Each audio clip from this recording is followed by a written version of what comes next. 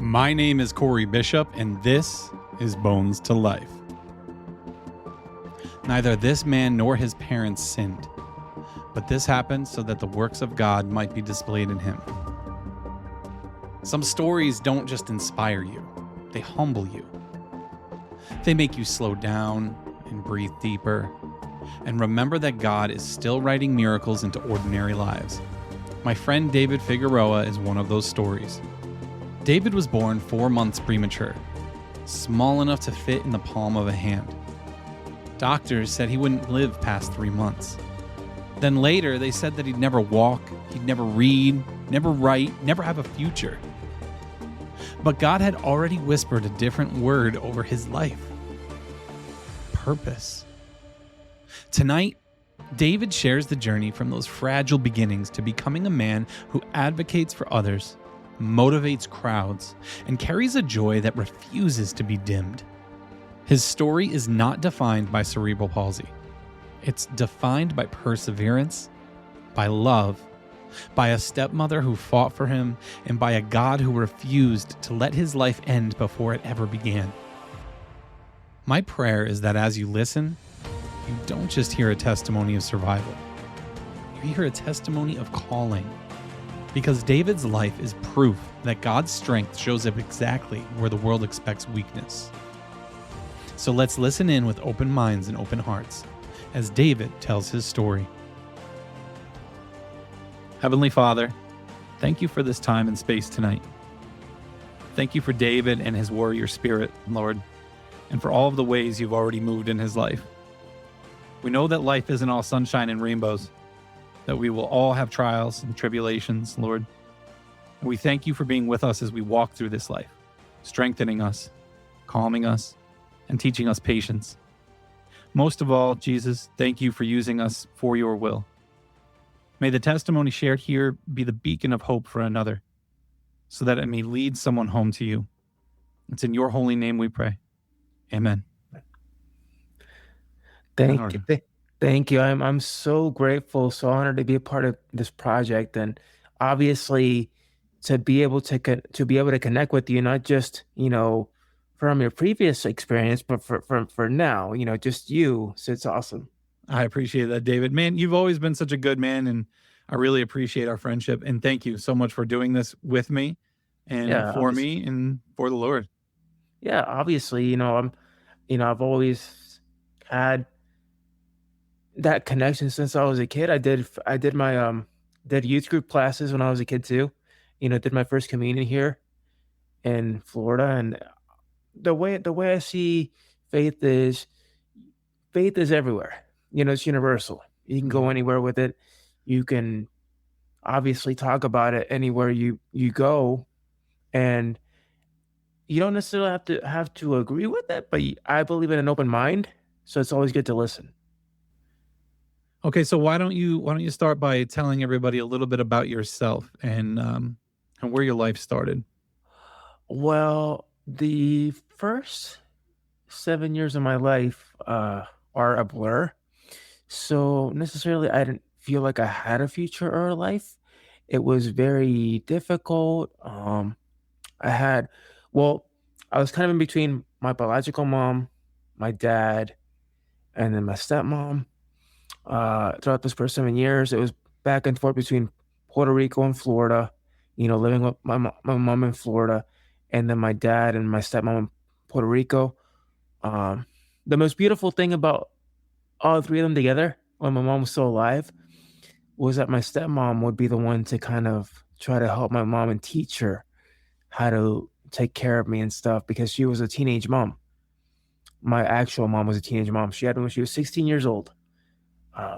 Had no clue in the world how to really take care of me. She struggled a lot. Not just with me, but my younger brother a couple years later, and then having different stepdads and abuse, in the home. It wasn't easy, but my stepmom was always there. She wasn't my mom at the moment, but she was always there to help guide her in a sense and help give me a sense of normalcy in those first 7 years. What is it about your early years that was so difficult? Like, I know a lot of your personal story, so I know a lot of what you've dealt with. But for those that are listening, what is it that you deal with? What's your condition, and what's that been like throughout your I life? had Oh, I'm sorry, I didn't mean to Mhm. interrupt. No, you're I good. have a condition called cerebral palsy. It's a neurological disability. It's basically when you don't get enough oxygen to the brain. So for me, I was actually born 4 months premature. So picture a water bottle in your hand. Now take a look at the water bottle and hold it. That's how big I was. That's how much I weighed. I only weighed a couple ounces for the first couple months of my life. The doctors told my mom that I wouldn't live past 3 months. I was on a respirator for the first couple months because I didn't, my lungs were fully developed, and thankfully I survived that, not knowing that the path to now would be a challenging one. Um, then I obviously, as the time progressed, I ended up in a wheelchair. They told me I wouldn't be able to walk, read, write, do anything in life, and during that time, that was more the time of my mom trying to find her footing, my stepmom being there for me, and trying to establish a sense of identity because I didn't have one the first 7 years. I mean, who was David going to be? He was just a kid who was in a wheelchair, had no future, had nothing, and and life really began to change when obviously I suffered family tragedy. My biological mom passed away at 23. And that's when life kind of turned around and brought the light to me. And I always tell people, um, the reason I'm here today is because, some people think I'm crazy, but uh, God gave me a second chance at life. He gave me a second mom, and he said, I'm going to take your biological mom with me, but you're not leaving this earth. You have a purpose on this earth to motivate and inspire people. And that's what I do now. So tell me a little bit about your relationship with your stepmother, because I think that's such an important thing in your life. In the last time that I heard about this, like I was blown away and I was in awe of the relationship that you have. Yeah, well, my mom, my stepmom, and my mom now. Obviously, at the beginning, and of course, as with every family, you always tend to clash at certain things. Which obviously we're not perfect. My stepmom and I aren't perfect, but I love her to death, and I credit her for a lot of things I've done now. Without her, I wouldn't have made it through the childhood years of my life. Without her, I wouldn't be able to walk. Without her, I wouldn't be able to make it through normal schooling, which obviously was a major, major struggle for me because teachers, when I was in school, would say, David's too slow. I don't want him in my class. He's, even though I got straight A's, I was a model student. It took me a long time to do things because of my disability, and teachers didn't want to deal with that. So a lot of times I was excluded from a lot of activities. Um, and at the time we were actually in Puerto Rico when that happened. Hmm. And when my stepmom caught wind of that, she went to the dean or the administrator of the school. She took my file, shredded it in half in front of her, and said, "We're moving to Florida because this is unfair and it's unjust, and my son deserves a lot better than this." Mind That's you, I was only a amazing. kid. I didn't realize I was getting excluded from a lot of stuff. She saw it, you know. I didn't know that the teacher was saying I was slow. They told me that years later when I That's could wild. understand, when I could comprehend what was going on. Yeah. So when was when was the first time you experienced God? You mentioned that, God is the one that gave you a second chance at life, that God told you you had a purpose. You also mentioned that you participated in a youth group. So, what was the moment for you where you kind of experienced God for the first time? I would say definitely when I turned, 8 years old and, life really started to turn around. That's when I really started to experience it. But I really got a hold of them around my teenage years, towards when I did my first communion and such, which was 14, 15, I would say. Okay. So that was a time that I really, and it's always stuck with me, and I feel bad because when I did my first communion, the name David, obviously it's a strong name in the Bible, but I chose Patrick. Out of all the names, I chose Patrick. I don't know why, but my mom's like, "You should have stuck with David." I'm like, "I just want something different."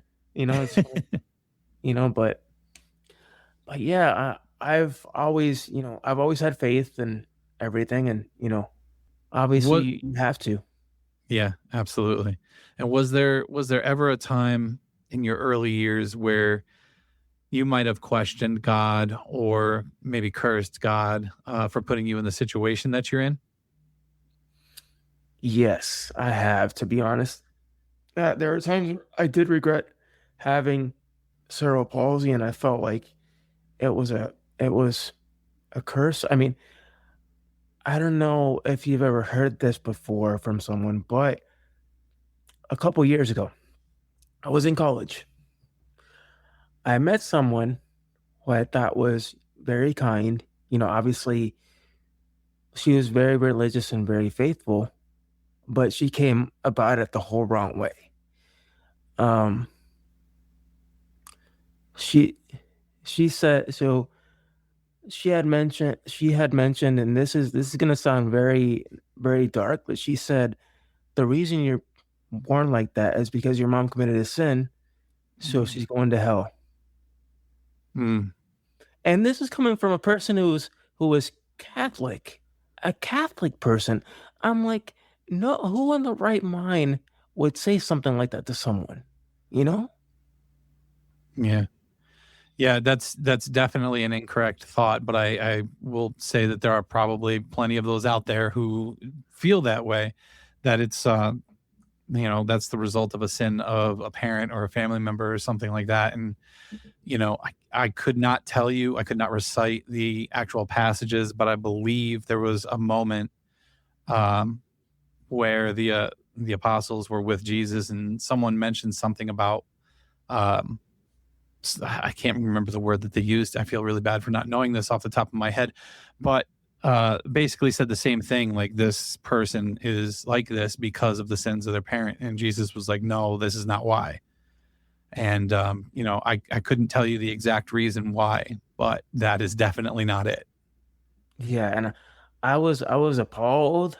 Um, I was angry, but I didn't let it deter me because obviously being someone of faith, you learn to forgive someone for Mhm. being, obviously mean or condescending towards you. I try not to hold grudges with people. I don't believe in that. Um, I always tell people if you need help or someone to talk to, uh, I'm all ears. I'll talk to you. I've I've helped kids, and I was a youth group. I was a youth advocate for a couple years, and I helped kids that were underprivileged. My manager is a pastor of a church. My previous manager. So that was such a great experience being able to help those kids. But to go back on what we were saying, yeah, like it's baffling how some people out here um, are faithful, but behind that mask, it's something evil. You know? Yeah, and sometimes I think it can also be just plain ignorance or misrepresentation or misunderstanding of a Bible passage or something like that. And yeah, I mean, Jesus calls us to love one another. He calls upon us to love one another. All the whole judgment thing that's left for God. That's left for God to judge. Exactly, exactly. Um, where were we? Okay, so Ah, we were talking about the college experience. Yeah, and so with my story, obviously I went through college. After community college, I went to UCF. Now UCF was probably the biggest time of my life because this was a time you where it was the end of the road for me as far as my journey, like education wise, and then it also gave me a sense of identity. So when I got to UCF, which was no one in my family's ever done, no one in my family on my mom's side ever went to college. They never finished. Some of them never finished school. I was the first one out of everybody. Um, I went to UCF and I told myself, you know what? I have two options. Either I make it through this journey and it's gonna be hard and either I give up or I make it through this journey. It's gonna be hard. It's gonna be arduous. It's gonna be basically climbing mountain. For me, it was Mount Everest. I was climbing Mount Everest. It was the toughest journey ever. I basically took all the negativity from everybody that said, you're not going to do this. You're too slow. You're not going to walk. You're not going to read. You're not going to write. Took that, took my family, put them on my shoulders, climbed that mountain to the point to where I remember the day of graduation. I woke up. I had a really bad fever. Um, they said, "Do you still want to walk?" And I said, "You bet I want to walk."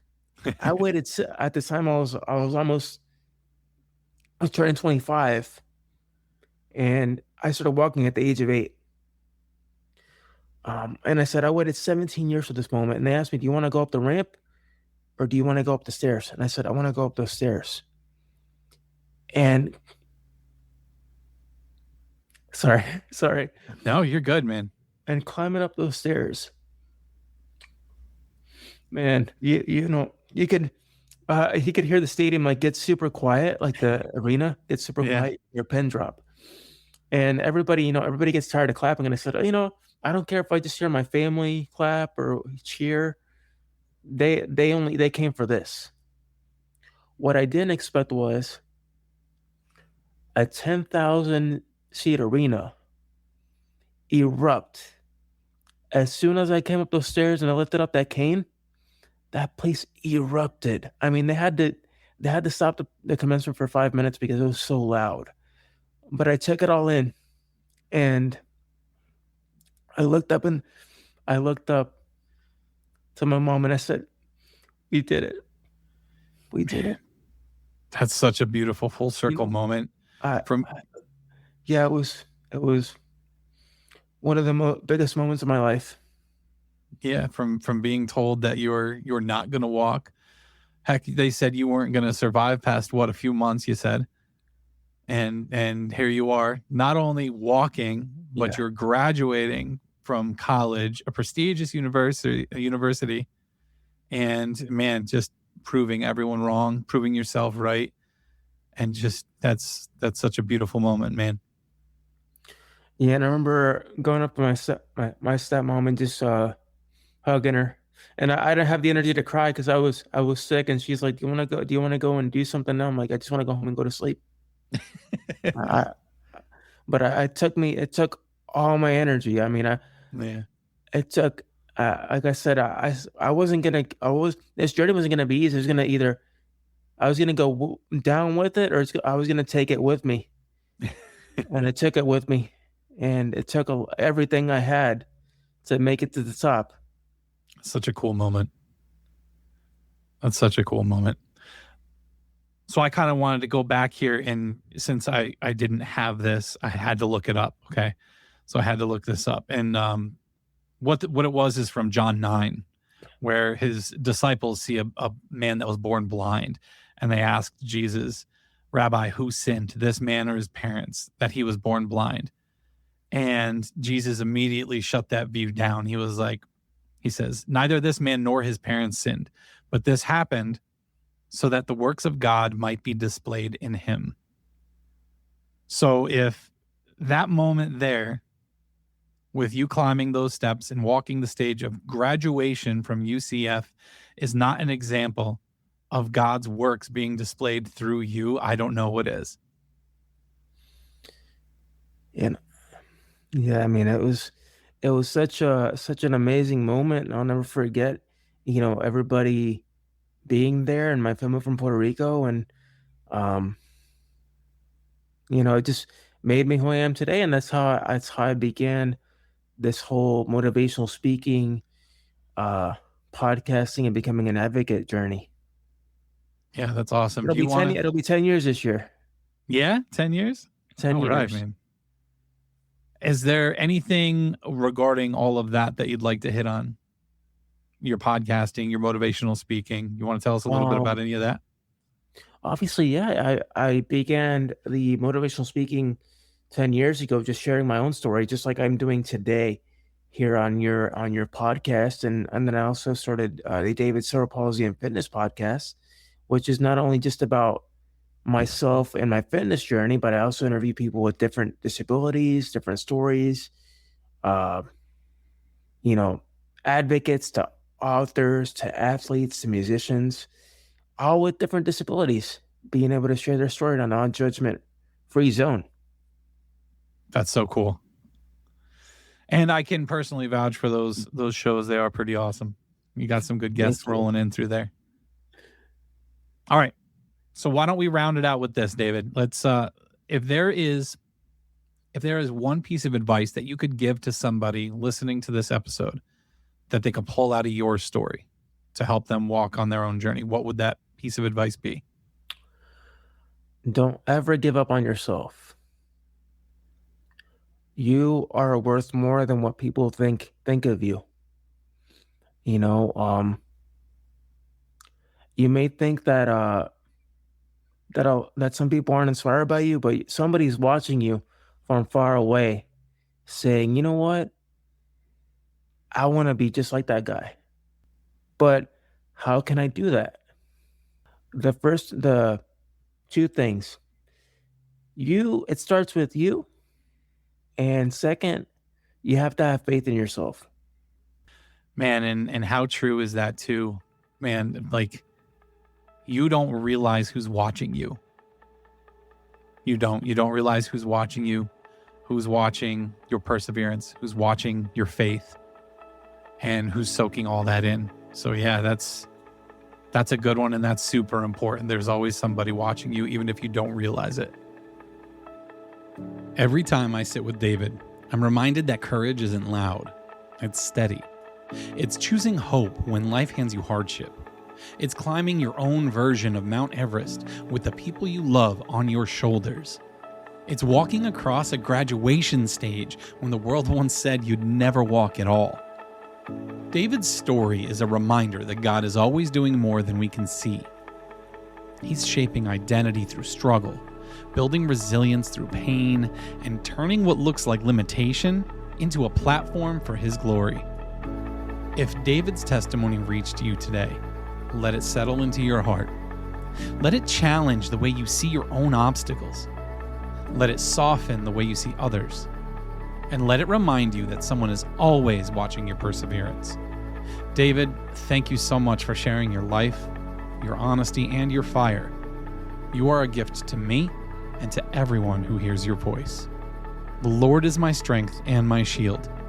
My heart trusts in him, and he helps me. If you enjoyed today's episode, please share it with a friend.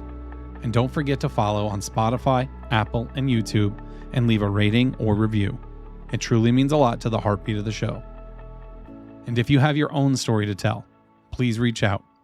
bonestolifepodcast@gmail.com. Until next time, let's keep these dry bones rattling.